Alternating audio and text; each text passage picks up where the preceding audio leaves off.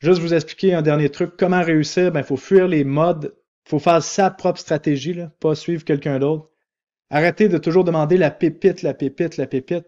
Les pépites qui existent sont déjà là et sont déjà les leaders de leur catégorie. Donc, c'est pas parce qu'il y a une nouvelle crypto qui arrive, comme actuellement, à chaque fois que je recherche un projet d'intelligence artificielle, je vois que de la merde, qu'il n'y a rien de vrai, que c'est qu'un white paper, qu'un site web, aucun protocole. Ben, il y a plusieurs personnes qui vont se lancer dans ces genres de projets-là qui n'ont aucun fondamentaux. Puis, surtout, rester dans ce quoi on est à l'aise, puis ce qui nous fait gagner de l'argent sur le long terme. Parce qu'à un moment donné, vous allez le voir. À chaque fois que vous prenez un trade degen, ça ne fonctionne pas. Bon, ben, arrêtez la stratégie, restez dans des investissements plus long terme, c'est ça qui fonctionne pour vous. À chaque fois que vous essayez du long terme, ça ne fonctionne pas, ça vous stresse, vous aimez mieux trader, ben, tradez.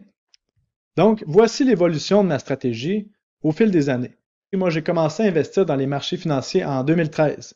J'ai commencé à 100% en faisant du scalping, donc je prenais des positions à levier sur des 1 minute, des 2 minutes, et bon, j'ai tout perdu mon argent là-dedans. J'ai changé de stratégie en 2015 pour faire du swing trading, donc du trading sur plusieurs semaines. J'ai commencé à faire de l'argent, mais mes stratégies étaient trop complexes, donc j'ai simplifié, simplifié, simplifié, enlevé tout ce qui me faisait perdre de l'argent. Puis là, j'ai commencé à être profitable en 2015. En 2017, bon, j'ai trouvé les crypto-monnaies, et là, j'étais plus un investisseur, disons, j'investissais dans les crypto-monnaies blue chip, Ethereum, Bitcoin, Litecoin en ce temps-là, Dogecoin en ce temps-là aussi, et des trucs comme Neo, des trucs comme ça qui étaient à la mode dans ce temps-là, qui étaient considérés comme des bonnes crypto-monnaies. Et il y avait un 30% que j'utilisais pour acheter des ICO.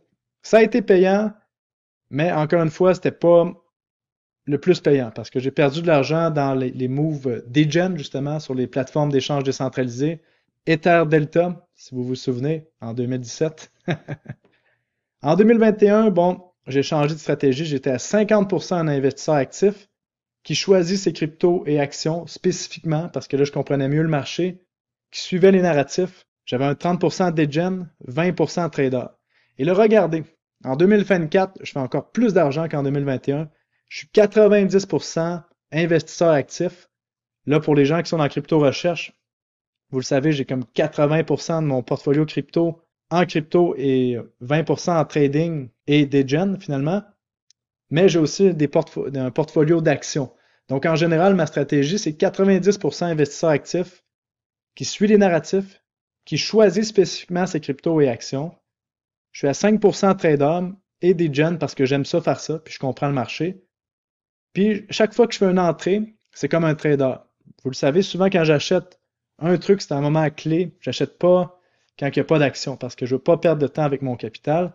Puis mes stratégies sont ultra simples. Je suis pas en train de dire, bon, je vais mettre un stop loss à tel endroit. Si ça descend de 10%, je vais racheter 8% de mon portfolio à tel truc. Puis ça, quand j'entends, juste entendre des gens parler de leur stratégie, je comprends que ces gens-là sont débutants. Donc, gardez ça simple, honnêtement.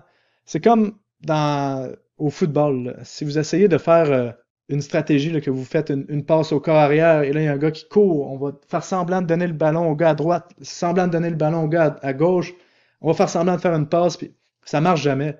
Qu'est-ce qui marche chez les stratégies les plus simples? Le mec fait semblant de donner le ballon au running back, fait une passe à son meilleur receveur et ça fonctionne tout le temps. Donc, vous comprenez, on garde ça simple. C'est comme ça que ça marche en investissement.